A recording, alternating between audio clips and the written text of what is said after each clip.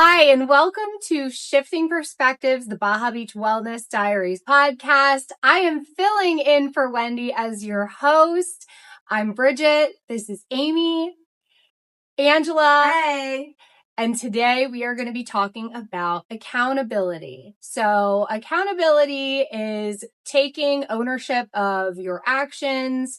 And we wanted to chat about this today because I think it's something that a lot of people lack, and some people have too much of it, maybe. But I'll just share that when we came up with the idea for this podcast today, we were kind of tossing some things around, and I think everybody in the room is kind of on the maybe we take too much accountability for stuff sometimes. Angela, I know you kind of do my own write-ups. That would be one of them. Ange kind of shared like, well, I need to do more of this and be more accountable to myself. And, that's just kind of something, that's just who you are. And I think it's so much better to be on that side of it than, I think we've all had a lot of people in our lives who have zero accountability for their actions. So absolutely. As recent as yesterday. But on phone. Yeah. So what does that look like? Someone who takes no accountability for their actions, Angela. We'll open up with you. It is absolutely mind-blowing. And I think that even in today's society, it is becoming more normal for people not to take accountability for their actions. And it's like, wait, which dimension am I? Am I living in the good dimension or am I living in the bad dimension? I think I'm living in the bad dimension, but I'm like one of the good people. But I think there's less good people than there are people that just don't take accountability. And it's just how they do it and how they talk themselves out of it, manipulate out of it, convince others. Well, I think too, when you're, on the other side of it, because whenever something happens, I'm always looking at myself first. I'm like, how could I have done this differently? How could I have been better? But there are some people that literally that never crosses their mind, and they're just the victim in every situation. And there's absolutely no self-reflection.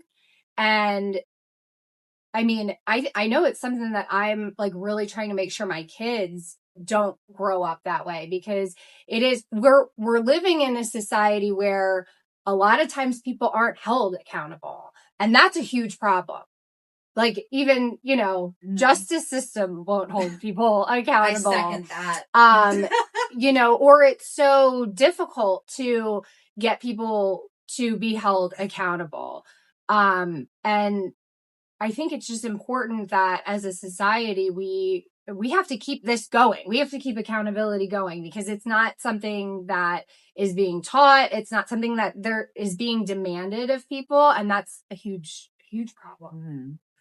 I think you can either be, I feel like there's like a 180 almost. There's like either people with no accountability or there's people with so much accountability that it's like not good. You know what I mean? Like they always blame themselves for things. And apologizing for things when, I think it all comes down to like what you said, the self-reflection. Like if you can like honestly reflect and be honest with yourself, that's the hugest thing, because you can't let your ego get in the way when you're self-reflecting. You need to be honest and be like, hey, like, what could I have done, like you said, better in this situation? What did I learn from this situation? But a lot of people, I feel like they get like so like hurt almost that like, I don't know how to explain it. Like they think they're going to hurt themselves by not holding themselves accountable. Do you know what I mean? Like it somehow makes them a bad person if they hold themselves accountable, and like they're like, and that doesn't have to be how it is. Like, is it that, or is it that they really don't think they do anything wrong? It's probably both. Yeah. I agree. Yeah. Because which that kind of parlays into like a whole other subject of like, what is right, what is wrong, what is black, what is white. Really, it's gray, but at the same time, I mean, communication, I feel like plays a big key too. So, a lot of times I feel like we're horrible communicators in 2026 when we For should be sure. like way better communicators and not being so shy about communicating with people. Like, you know, if you hurt somebody, Mhm. okay, it might not have been your intention to hurt them, but that Mhm. doesn't mean like you didn't hurt them and that their feelings are valid. Right. So you have to hold yourself accountable for that, but also the communication of like, hey, I am so sorry that Mhm. you feel that way. That was not my intent. This was actually my intent. I feel like if people communicated a little bit better, we might not run into that so much. You know And what it's I'm baffling saying? because we have communication tools Right. on us all the time. And we literally, though, don't know how to communicate anymore Right. because constantly we're just like text messaging, not speaking to each other. It's way easier to send a text or an email and more comfortable, I feel like, to send a text or an email than actually like speaking with a person. So this is super silly, but last night, Kobe and Cambry, they're on this little platform called BandLab, which I monitor highly because it's not social media, but it's like they get to post little songs and stuff. I mean, I don't let them put their faces on it or anything like that. Anyway, they're on here like commenting on each other's videos, right? And like Cambry's on there and she's like, I'm gonna be a singer. And like she's pumped, right? And Kobe commented something on her video and was like, I don't support you. I'm going to get more likes than you by the end of the summer. And that's a challenge or something. And Cambry was furious. She went downstairs and she was like, you don't support me. You are my brother. And da da da. And he's like, I just meant it as a joke. So I literally had to mediate. And I was like, okay, guys, listen, Kobe, I get what you were just trying to make a joke.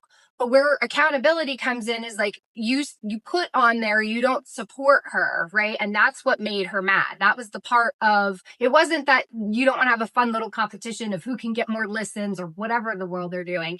But I said it was that you said you don't, and that hurt her feelings. So it's like, you're right and wrong is completely gray, you know, in a lot. I mean, there are certain things like murdering someone's wrong, you know, that kind of thing. But like, you know, there's so much gray, but you have to you know, at least I feel as a parent, I need to teach, like, even in situations that might seem trivial like that, you know, it wasn't, sometimes it's a certain way you say something or type something nowadays or whatever that just take ownership and, hey, that's not how I meant that. I was just trying to say we were doing, you know, a fun little competition or whatever it is. But I don't think that's getting communicated with, you know, this generation the way it needs to be. I mean, I'm trying to think how I became accountable. Like, how did my parents teach me to be so accountable? Because there can also be the other side of it where it's almost too much. Like, I've had times where I'm like, I need to dial it back because I'm constantly searching within myself for why what could I have done? And sometimes if you do that too much, you have to step back and be like, okay, well, this was outside of your control. You know, some people aren't all the same as you are, you know, and you can't be there's a balance. You have to have like that middle ground with it. I think what's really scary is when, especially today, because it's more common, when people aren't accountable and they don't take responsibility and they, you know, they think it's this way and it's not. Like, it's clearly not. What's scary for me is one of the biggest lessons I've learned in life is that everyone's perception is their own truth. Mm-hmm. But it's the perspective to understand that that's their perception is what can build better communication. Like, Right. you know what? Hey, Right.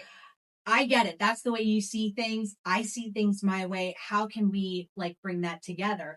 But it's scary when somebody is blatantly lying or seeing things that are not true and standing on them. It's like, whoa.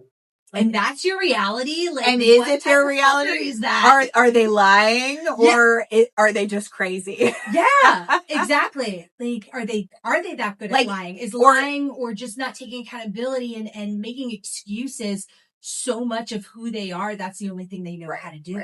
Did they is that what the story they told themselves? So that's the story that they believe. There are people like that. Yeah. Oh yeah. I feel like we've all run into those at some point in our lives.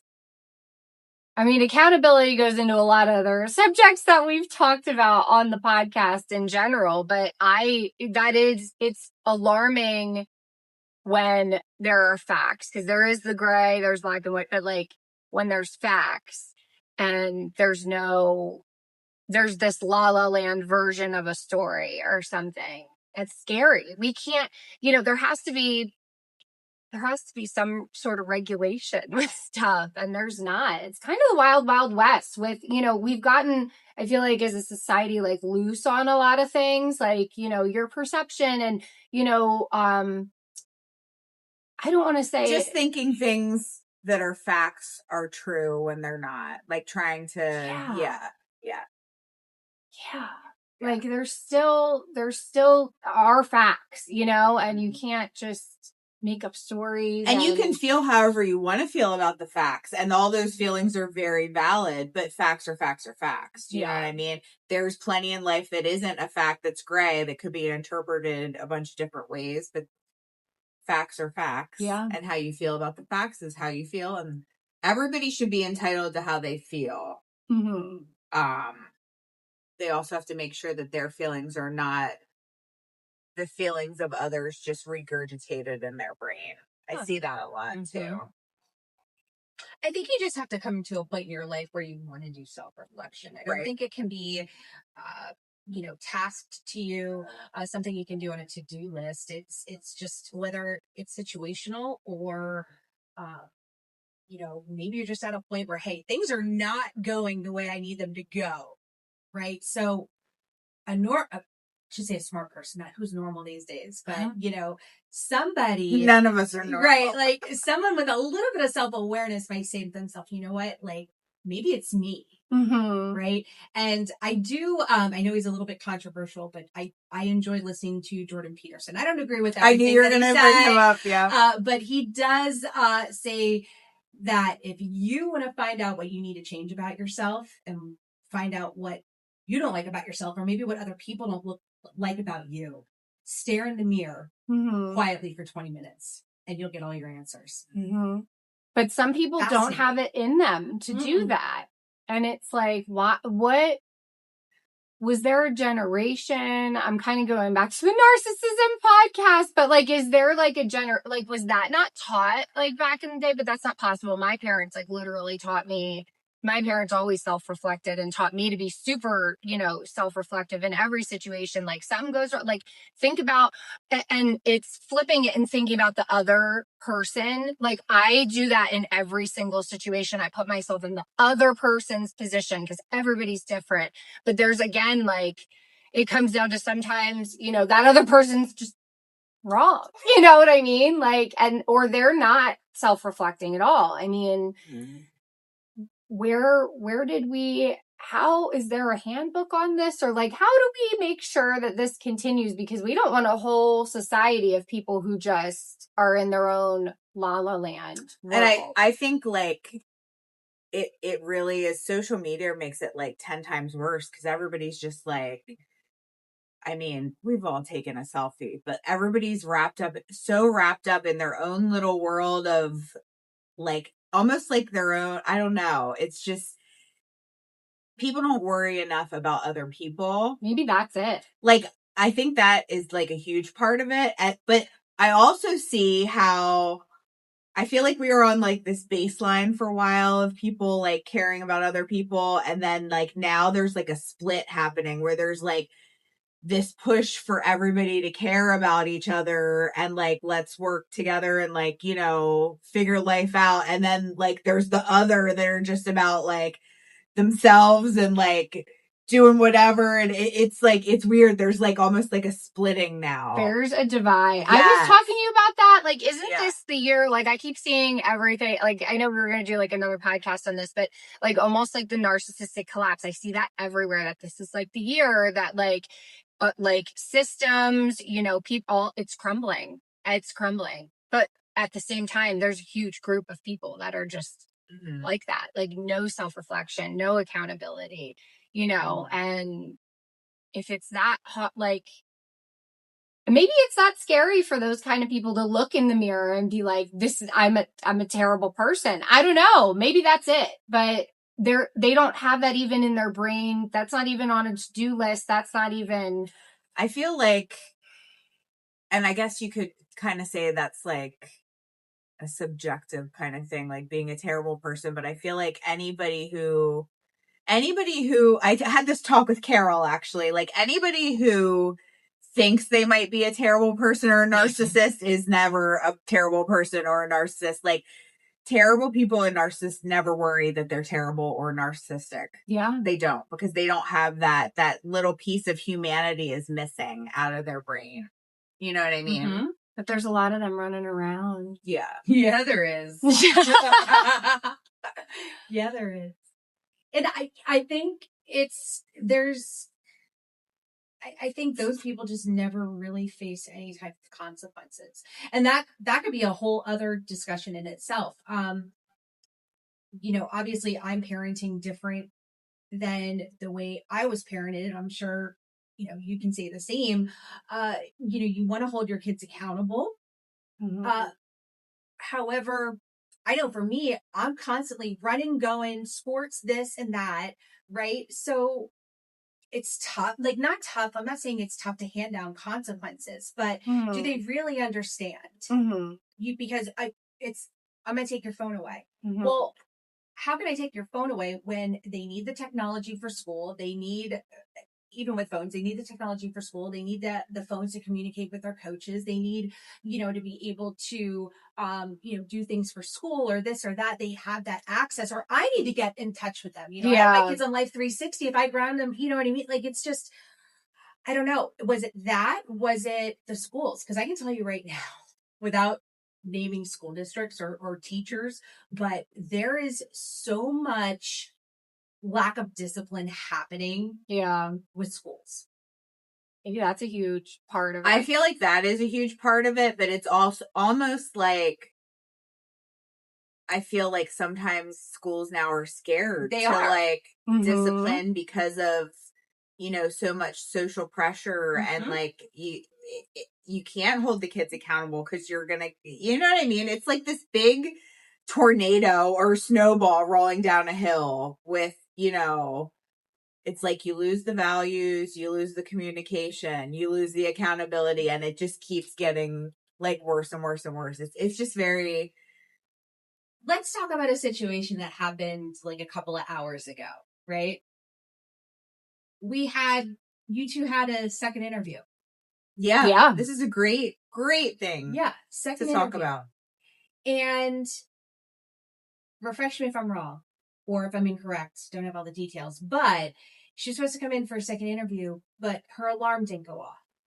Okay. She works third shift. God bless her. First of all, that's a different. I feel for you, people. Yeah, God, those people, bless her. However, when she was communicating this, that she was going to be late and asking if the owner of the company, the corporate wellness director, could rearrange their schedules to accommodate her being late. I would have never asked that. Like, never. Yeah. In a million years, that would have never, but like, that's what I mean with breeds of people, different breeds of people. Like, I would never have asked that. Even if it didn't matter if it was the owner that it didn't matter. It just, I never would ask that. Like, but then spun it in a way with her communication. Well, I'd like to think that they'd be understanding based on the fact that I work third shift, that this can happen. Wait a second. Hold up.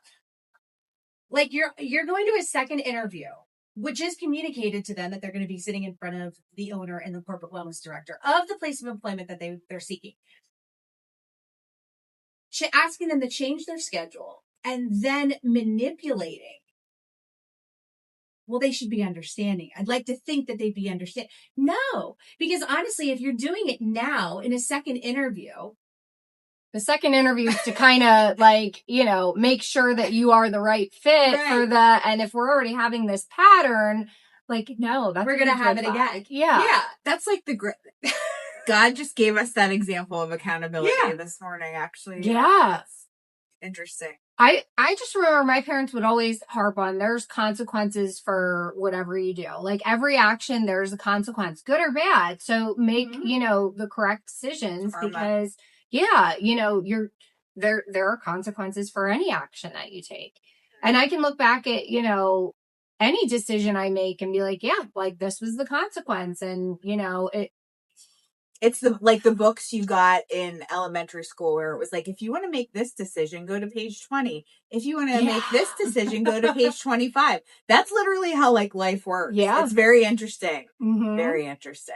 The best advice, I'm sure I brought this up on a different podcast, but the best advice came from my late stepfather. So shout out to Ray. But when I think I was like a late teenager, testing the waters here and there, I wanted to do something, I can't remember which. And he's like, Ange, you can do whatever you want.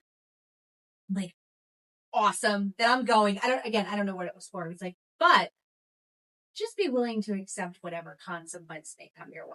Mm-hmm. And he said exactly the same thing. Whether it's good, whether it's bad, always remember. And I hear it in my head, whether it's, buying a house or, going away or maybe standing my ground and holding my boundaries. Yeah. From the little things to the big things. I'm like, all right, yeah. As long as you're willing to accept whatever outcome comes. Yeah.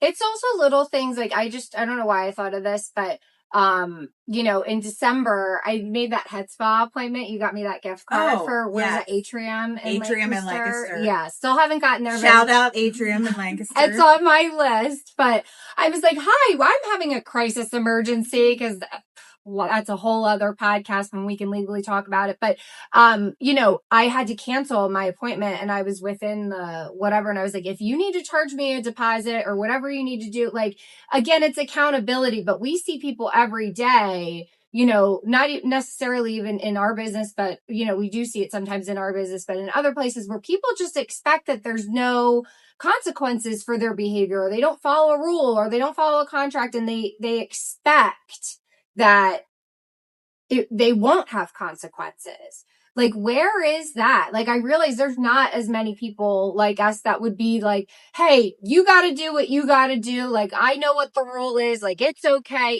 And they were super accommodating and amazing and didn't charge me a deposit. But probably because you were forthcoming and took accountability and they're not used to that. Yeah. Exactly. But why aren't there more people like that? Like, that's so important. Like, because again, because I think about it as a business owner, somebody arranged their schedule. That was their time. Somebody, I'm always thinking about that with every single person. Like, why? I think it goes by like how often you think of other people and how much it bothers you. I'm going to give you a great example of this, which might sound a little funny, but I refuse to go to the Dunkin' Donuts in Sinking Spring.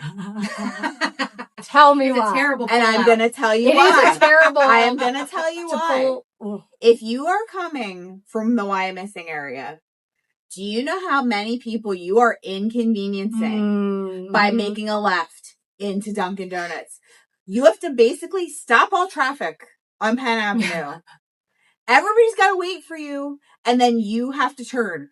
And do you know how many people you are inconveniencing? Like, that's why I was like, who approved that? Because that is the dumbest place you would ever. If you're coming from Sinking Spring, it's fine because you're in and then you're back out. Yeah, but even then, if it's rush hour, people still have to stop to let you out because that just keeps going. So it's like there's those kind of people that don't want to, and you can have that habit to a detriment as well, because you are going to sometimes, like, part of life is working with other people and like you're going to inconvenience them, but like then they're going to inconvenience you. You know what I mean? It's like a give and take of society. That's kind of how society rolls.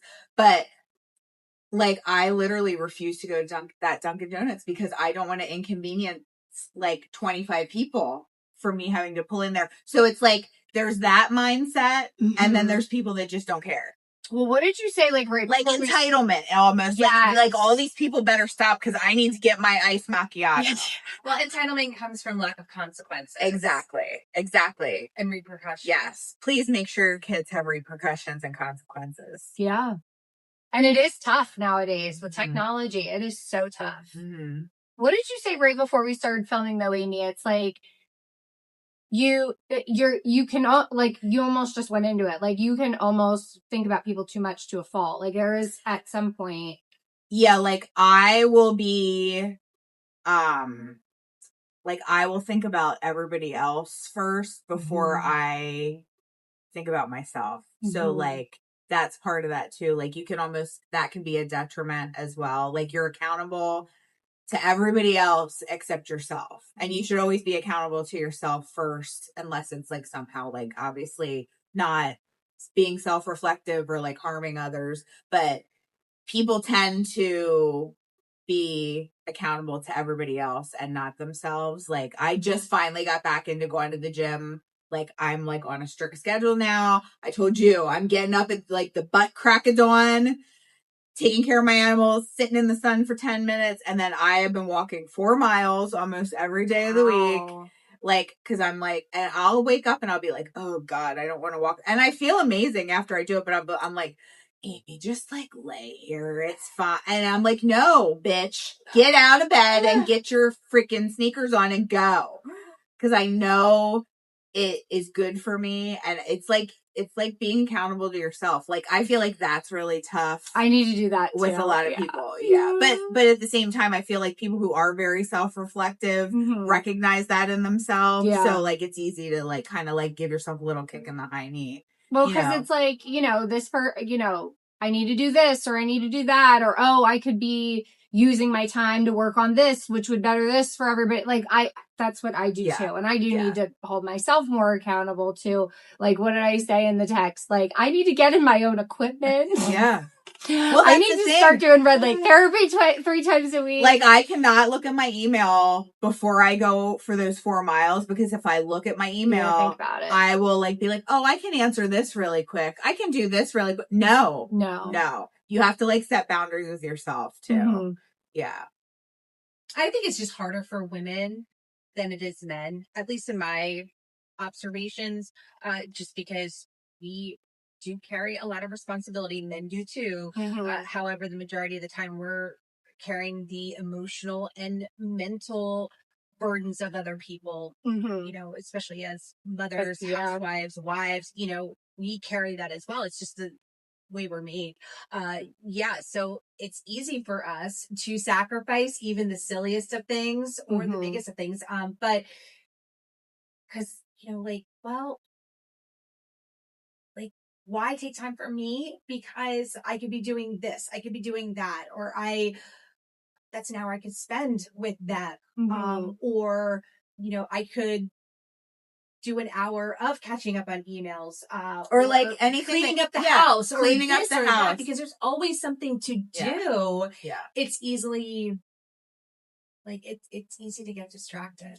That's my thing. And then to be like, oh, I was so busy, I didn't have time. That's me like every week. I'm like, you just didn't make time. No. Yeah, that's like the huge. Yeah, because I'll be like, oh, I just need to do this and do that, and then, you know, I'll go to the gym later. No. You have to like almost yell at yourself. Your ass will go to the gym now and it will love it, and then you can vacuum when you get home. Yeah. Although, shout out to my man, he's been vacuuming all the time, so I haven't vacuumed for like months now. That's amazing. Yeah. Nice. I know. That, or like when I do take time for myself, it goes back to the whole, I don't know if you experienced this, but when your kids were young, really young, and they weren't listening to you, or you couldn't get their attention, I would always just sit on the couch and open a book. Or I'd go to the bathroom. As soon as I did either of those two things, my kids would come running. Oh my gosh. And be like, hey mom, what are you doing? What's going on? That is now what's happening, but I'm not going to the bathroom. I'm not sitting on the couch with a book. It could be me, maybe, I don't know, going thrifting or going to Pilates, going to the gym. That's when they need everything and they want to talk and, find out what my day looks like so I can be their Uber. But I know sometimes when I go for a massage, I send a text to the whole family chat and say, unless the house is on fire or something happened to the cats, if you lose a finger, still don't call me. If we talk Call about getting 911. harm, yeah, right. Yeah. But leave me Your tax alone. dollars pay I for will it. not get back to you. I think that's important too, that when you do make time for yourself, you actually disconnect, because I still struggle with that. And your brain is conditioned. I mean, at least my brain has been conditioned to always be worrying about something. Yeah. And if there's nothing to worry about, it's uncomfortable. Oh, it's so uncomfortable. So uncomfortable. And it's like, wait, this is what I waited for, to be able to relax and to not, but work. I was at least conditioned to oh, got to do this, or I need to answer this person, or something. And it's like, oh, wait, now that everything's calm, what do I do? Mm-hmm. And that is so true, because even I'll be on vacation and I always have to be doing something. I can't relax. And it's you have to work that out of your system. I mean, it's your fight or flight. You're just stuck in your fight or flight. I'm trying to mentally prepare for vacation next week. Okay, I'm actually gonna not worry about stuff and not, but it's so it's like the dopamine addiction. It's the same thing. You're almost addicted because you've been so conditioned to always having an issue or something. And you have to think how did we ever survive? It wasn't that long ago that we didn't have cell phones that you could be in touch with people 24/7. How did businesses run? How did we ever survive in life without all of these things? I'm having a hard time right now because my car's in the shop getting fixed and I don't have a backup camera. I literally had a meltdown the other day and I was like, oh my God. Yeah. Oh my God. And I'm like, Amy, you drove cars. Literally, this is the first car you've ever had with a backup camera. And now you're toast. You suck at backing up without a camera now. I managed to figure it out. But you know what I mean? It's you almost are technology is making us dumber and just not, it's bananas. Not that we don't need it. And there are many things that helps us with, but I really feel we cannot survive. It is awful. Yeah. I'm really trying hard to stay off of my technology for the first hour. Yes. Being awake. And the last hour. That's hard. I know, because you just want to lay in bed and relax and be like, Yes. I'm going to order my Amazon or I'm going to scroll on TikTok. And literally short, what's it called? The short videos are the worst for your brain, especially right before you go to bed. Short form videos. Yeah. So a reel. You have got to stay off of that stuff. Read a book on your phone. It's hard though. Because it's when do you catch up during the day? Mm-hmm. But do we really need to catch up that much? Do we really need to catch up that much? I'm really I'm telling you, I might take a week in August where I'm not on social media at all. Because I just, And do you guys ever look back at your old Facebook posts that come up in your memories? And I'm cringe. What? Oh yeah. Oh my God. Early Facebook and stuff. But I still see people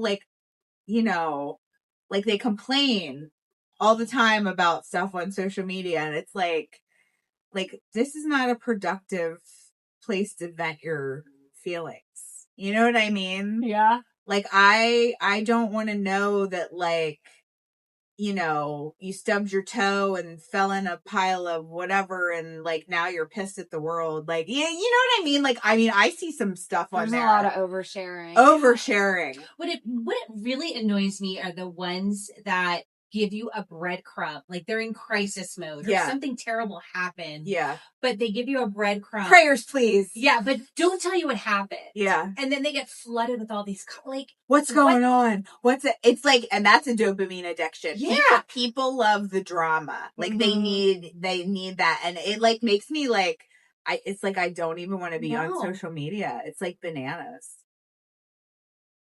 Just tell me what happened. Yeah. Or just text me if you're that good of friends.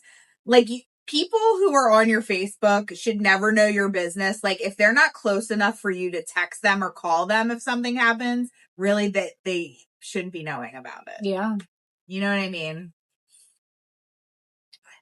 I was just going to say, sometimes you bring the drama and give people a 9-page document and they still don't. Yeah. Shout out Yeah. circa October. It's December. Was it December? December? Yeah. November. It's all a blur.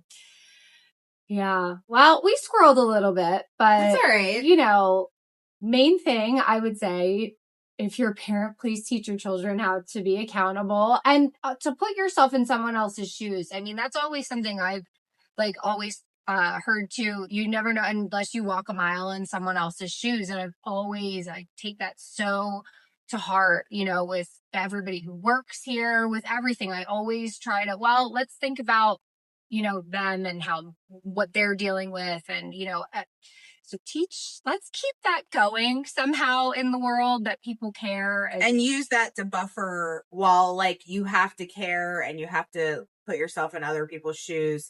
You can't just let people do whatever they want. You have to have boundaries. Right. And we need the justice system to do its thing. Yeah, that'd be nice. That'd be nice. I think we're going to pass some laws in the next 10 years between this group sitting in the room. So we're just in our cage right now. Oh we're yeah, patient, I hate being we're very in my cage. hungry. Very hungry. We just need someone to open that, unlock us. In the cage. It's coming.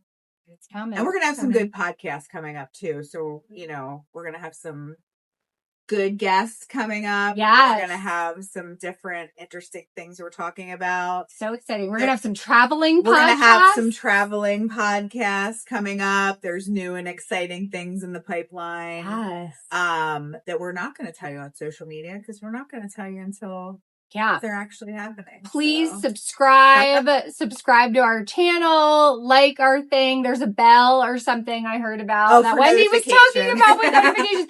But subscribe to our channel so that you don't miss an episode. And thanks so much. We'll see you next time.